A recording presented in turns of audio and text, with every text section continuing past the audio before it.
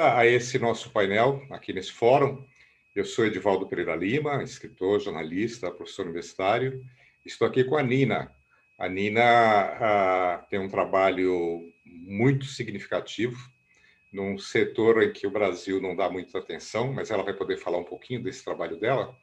E essa nossa conversa é mais voltada para a questão do presente caminhando para o futuro do jornalismo, tendências novas que estão aparecendo no mercado e possibilidades e desafios para jornalistas jovens, para o pessoal que ainda está na faculdade, na universidade, se preparando para entrar nesse mercado. Nós estamos vivendo um momento de grande mudança, grande transformação na sociedade, em todas as áreas, todos os setores de atividade, e o jornalismo não poderia ficar de fora, porque nós fazemos parte desse momento de grande mudança, de grande transformação, das bases da nossa civilização, dos modelos que estão aí fazendo com que as atividades culturais, econômicas, sociais aconteçam. E o jornalismo tem o seu próprio impulso de mudança. Então, a minha contribuição nesse encontro é apontar um pouco esse panorama das mudanças que estão se acelerando e que estão chegando ao Brasil também, acontecendo no Brasil. E a Nina, acredito, vai poder falar da experiência que ela tem nesse projeto maravilhoso que é o É Nós, porque ele é um dos exemplos de inovações que estão chegando, inovações, no caso da Nina, que já estão aqui na situação brasileira há algum tempo, porque é importante que a nova geração de profissionais tenha esse conhecimento, essa noção de que o jornalismo não é um campo que tem uma forma só de prática, não é? O jornalismo está sofrendo uma demanda da sociedade de transformação e de multiplicar os seus modelos, as suas formas de atuação, de contribuição para a transformação da sociedade, né? de contribuição para aquilo que o jornalismo tem a cumprir com relação ao seu compromisso com a sociedade.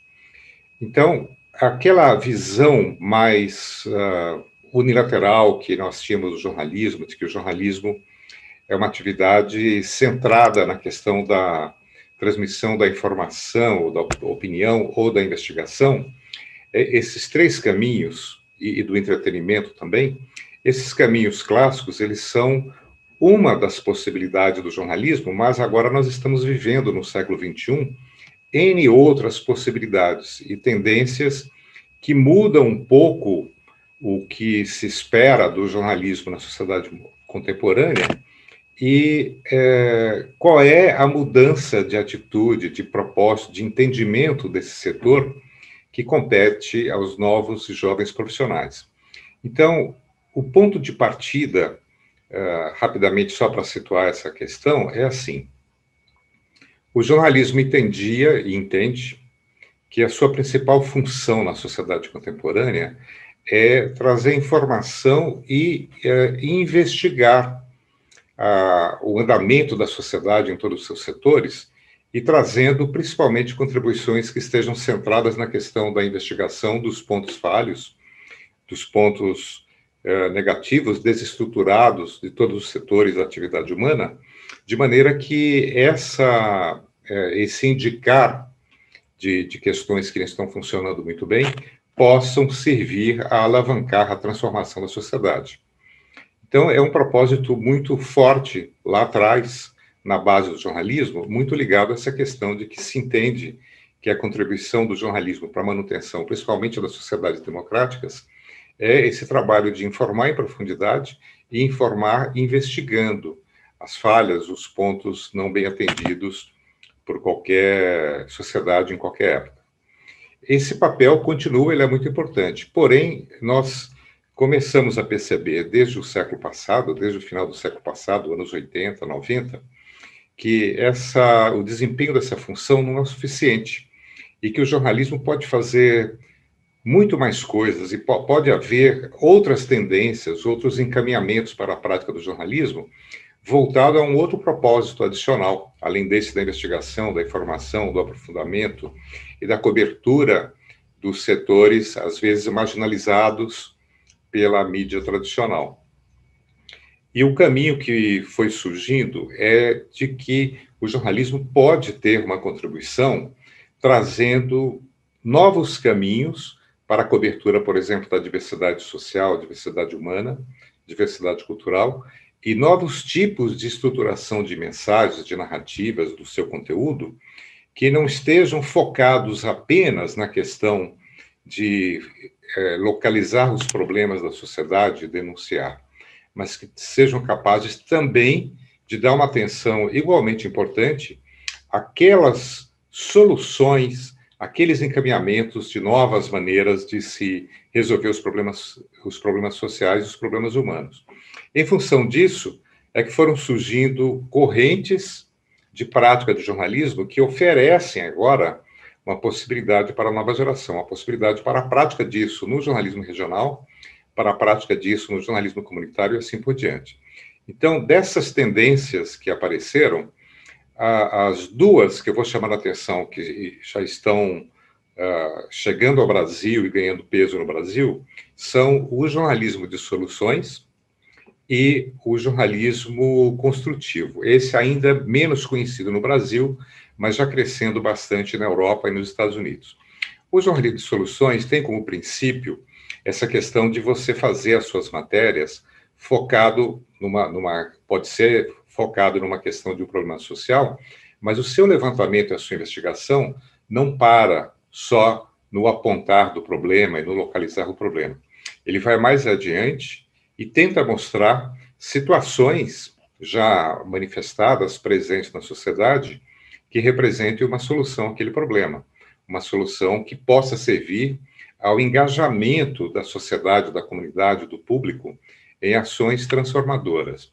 O jornalismo de soluções tem esse princípio que o diferencia do jornalismo comum, mais convencional, e leva ao jornalismo de investigação um outro direcionamento, que é o direcionamento de você não ficar limitado a apenas denunciar, criticar e localizar um problema. Você vai mais adiante tentando mostrar, eventualmente, soluções que tenham acontecido e que possam ser replicadas, né? Possam ser experimentadas, possam inspirar, estimular a sua comunidade de receptores, de leitores, a adotar situações e posições também transformadoras.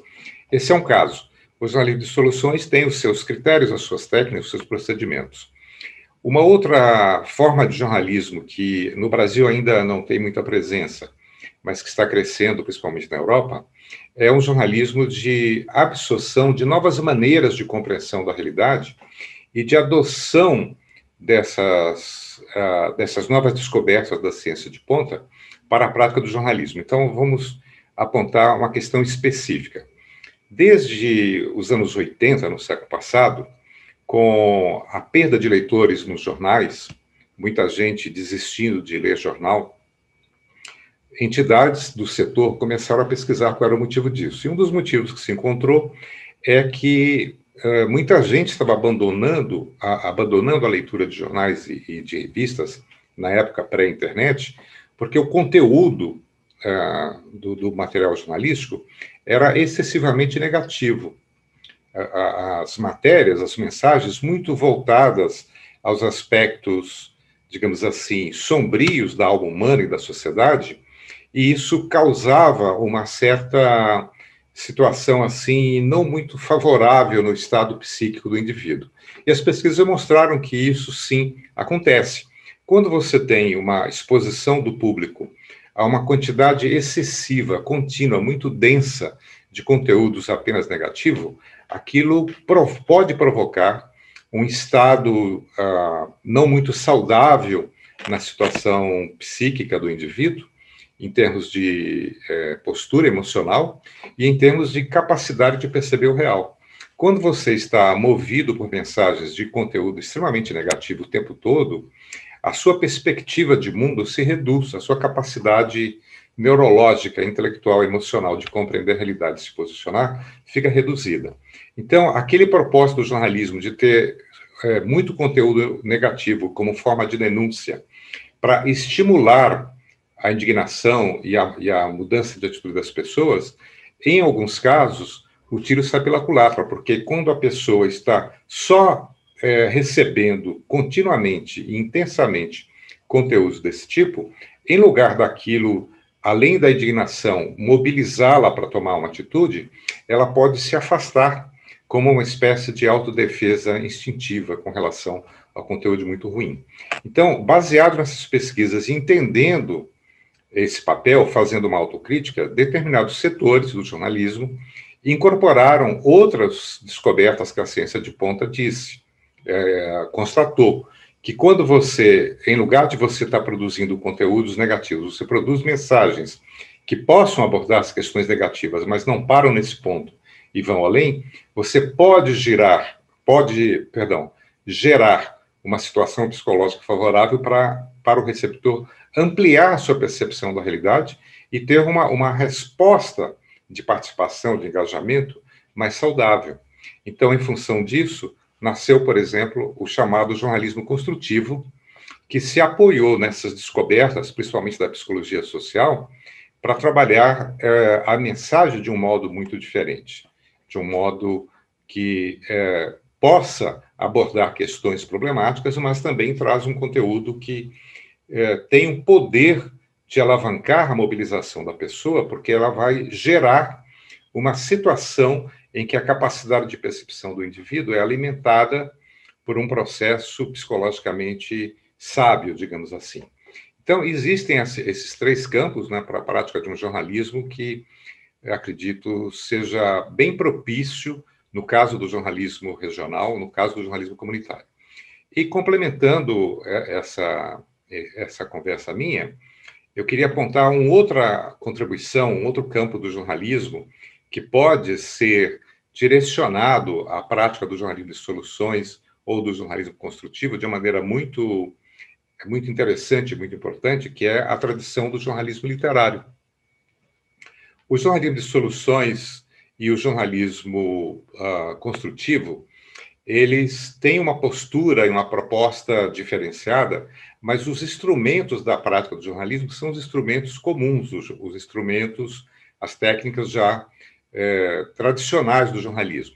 Mas, na minha visão, falta um pouco ao jornalismo de soluções usar uma tecnologia narrativa, usar uma escola narrativa que seja mais propícia e mais sintonizada com o seu propósito, que é o propósito de sensibilizar o receptor e engajar o receptor. Então, quando você quer fazer um jornalismo desse tipo, um jornalismo que chegue à mente, ao coração do receptor de uma maneira mais intensiva e mais envolvente, se você usar as técnicas tradicionais da narrativa jornalística, eu acredito que você não consegue estimular e sensibilizar adequadamente. Então, a prática do jornalismo de soluções e a prática do jornalismo construtivo requer que você conheça, se eduque quanto a compreender bem os princípios e o direcionamento dessa prática jornalística, mas que incorpore também técnicas narrativas mais adequadas para que essa missão seja cumprida de um modo mais adequado. E aí, a forma de jornalismo, quanto à mensagem, quanto à estruturação da mensagem, no jornalismo impresso, no digital, no jornalismo de rádio, no jornalismo de televisão, no documentário de cinema também, a maneira, a tradição, a herança, o arsenal de instrumentos mais adequados que o jornalismo tem, da sua tradição, e que pode ser direcionado com muita eficiência para esse campo, é a prática do jornalismo literário. O jornalismo literário é essa escola de jornalismo menos conhecida, menos tradicional, mas que é já comprovado ao longo do tempo como uma maneira extremamente significativa de prática do jornalismo, quando você tem mensagens e precisa de mensagens que causem um impacto realmente transformador, de ampliação de compreensão da realidade junto ao receptor. Então, as técnicas todas, os recursos, os modos de fazer do jornalismo literário, que é um jornalismo que alia os propósitos centrais do jornalismo, que alia o jornalismo a esse propósito de engajamento. O jornalismo literário tem os seus instrumentos, tem a sua arte de fazer isso, que é, na verdade, a arte do storytelling, esse termo que está tão difundido na sociedade e que se resume, na verdade, na nossa arte tradicional de contar histórias, e ela adaptada e conformada à prática do jornalismo. Eu acho que essa é a contribuição que eu poderia dar nesse início dessa nossa conversa, e eu passo a bola para a Nina, que tem uma experiência também muito significativa de ação social com o jornalismo voltado para o público jovem. É isso, não é, Nina? O seu foco é mais nessa direção, estou certo? Oi, Edivaldo, pessoal, que bom, obrigada pelo convite, na verdade, por estar nessa conversa, obrigada por essa introdução, Edivaldo, acho que você trouxe vários pontos aí importantes que eu queria comentar a partir de uma experiência prática e de vivência na criação da Enóis, que é essa organização sem fins lucrativos, que nasceu informalmente em 2009, mas institucionalmente em 2012, e da qual eu faço parte. A Enóis hoje trabalha com uma missão muito clara de tornar o jornalismo um lugar, né, uma profissão mais diversa, mais inclusiva e mais representativa. E essa missão, ela é fruto dessa experiência que nasce em 2009, lá no Capão Redondo. Para quem não é de São Paulo, Capão Redondo é uma periferia ali na Zona Sul, super populosa, né, com uma população muito grande, significativa, e a gente começou, eu e a Amanda, que hoje é minha sócia, a gente começou dentro de uma ONG, no Capão Redondo, a dar oficinas de comunicação para jovens que já frequentavam esse espaço. E aí, a partir dessa experiência, né, a minha trajetória no jornalismo, ela foi bastante tradicional, assim, né, se a gente for pensar, me formei numa faculdade de renome, entrei em processos de trainee seletivos dentro de grandes empresas do jornalismo, empresas tradicionais do jornalismo, mas foi só ao ter contato, né, eu não sou de São Paulo, sou de uma cidade do interior, mas morei em São Paulo, já moro em São Paulo há bastante tempo, mas ao entrar em contato com esses jovens, né, moradores dessas comunidades, e com esse olhar sobre o quanto que, uma coisa que me chocava muito, eu trabalhei muito tempo com revista impressa, né, e uma coisa que me chocava muito sempre, todo final de semana a gente estava no Capão Redondo, e eu ia visitar as bancas de revista. E quando eu chegava nas bancas de revista do Capão Redondo, eu trabalhava na Super Interessante, né, na época, e ao chegar nessas bancas de revista, eu não via nenhuma Super Interessante, né, eu não via Veja, eu não via Época, eu não via nenhuma outra revista de ciências, por exemplo, eu não via jornais, né, eu não via Folha, mas eu via Ana Maria e Tititi, né, e muitas revistas de fofoca.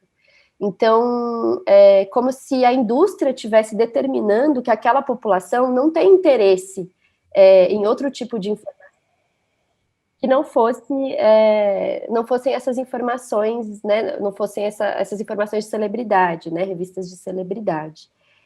Então, isso me incomodou demais, porque ao trabalhar com esses jovens, a gente foi entendendo que existiam necessidades de informação que eles tinham sobre seus próprios territórios, que eles não viam representados na mídia, né? O Capão Redondo, ele era a capa da Veja quando tinha chacina, né? Mas o que é o Capão Redondo para além da chacina?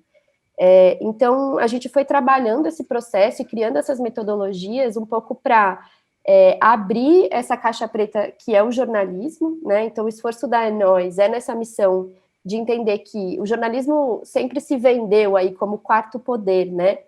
E a gente entendeu que esse poder ele tinha que ser distribuído, né? Que para você engajar o leitor, ele precisa saber como esse processo é feito, né? E que atrás desse manto de objetividade, de isenção, né? Existe muita subjetividade, existe muita parcialidade, porque o jornalismo é feito por seres humanos que têm suas trajetórias, que têm suas histórias, que têm suas perspectivas. Então, acho que contribuindo um pouco para o que o Edivaldo trouxe, né, o que a gente tem estudado bastante, eu tenho me debruçado bastante em relação, especialmente ao jornalismo regional, quando a gente está falando de uma cobertura de um território específico, é que a gente precisa discutir, sair desse lugar, né, porque quando a gente começou, os jornalistas, meus colegas jornalistas, eles olhavam para o nosso trabalho e falavam, olha que bonitinho, né, o que vocês estão fazendo é muito bonitinho, colocando nessa caixinha de que ele era menos importante do que esse jornalismo que era todo criterioso, e tinha método, e era isento, e era objetivo. No entanto, o que a gente sabe no Brasil é que hoje, mais de 60% dos municípios brasileiros são desertos de notícia, ou seja, não tem um jornal que cubra a realidade dessas pessoas, né?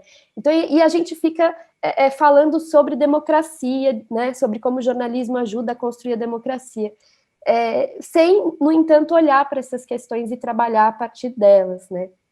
Então, o que eu gostaria de trazer para contribuir nessa discussão é muito, cunhou-se muito esse lugar do jornalismo cidadão, das pessoas, né, mas como uma coisa inferior, né, e eu tenho estudado muito uma outra classificação, né, que se chama jornalismo cívico.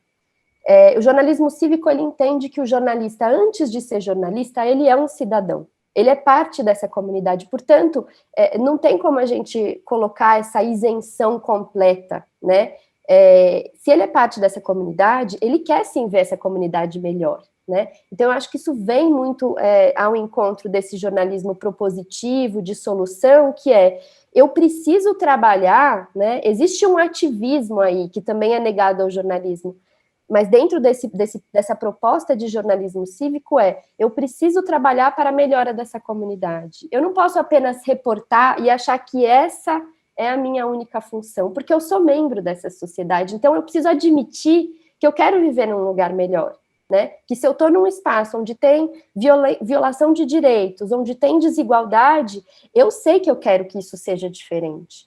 Então, por que eu vou mentir para mim e para todo mundo que eu estou apenas reportando, né? Eu preciso me engajar nesse processo, é óbvio que respeitando as metodologias, os protocolos jornalísticos, né, de equilíbrio, de apuração, de checagem, mas que sim, você tem um propósito ali que é maior, enquanto cidadão, né, e você vai exercer isso a partir, né, dessas ferramentas de conjunto. Então, queria só encerrar minha fala trazendo um pouco essa contribuição para que a gente possa reolhar esse papel do jornalista dentro da sociedade em que a gente está inserida hoje, né? Que a gente faça um exercício enquanto jornalista de entender quem é essa comunidade da qual a gente faz parte e quais são as necessidades de informação que essa comunidade tem, porque muitas vezes a gente acha que o que a gente está comunicando é o mais importante, no entanto, a gente não está escutando as pessoas, né? E como é que a gente faz, usando essas outras técnicas de jornalismo de soluções, o jornalismo propositivo, para que a gente possa estar mais a serviço, porque essa é a função do jornalista, na minha visão, né? A gente precisa estar a serviço dessas comunidades que a gente está cobrindo, né? Está fazendo o trabalho de cobrir. E aí, como é que a gente se arma, né? Como é que a gente traz outras ferramentas para entender qual é a melhor forma de ocupar esse espaço. Então, queria concluir a minha fala um pouco com isso. E agradecer também de novo o convite. Muito bom, Nina. Eu acho que o seu trabalho tem também um foco muito forte na questão do jovem, não é, Nina? Você trabalha muito com comunidades de jovens, né? É uma coisa que a gente vê nos Estados Unidos muito presente, trabalhos voltados para esse público, mas aqui no Brasil não é muito comum. Então, eu tenho a impressão que esse trabalho de vocês, no É Nós, tem essa importância significativa no que diz respeito, igualmente, ao público jovem, ao público que está chegando à faculdade ou que, eventualmente, nem vai chegar a uma faculdade, né? O pessoal do ensino médio, por exemplo, não é isso?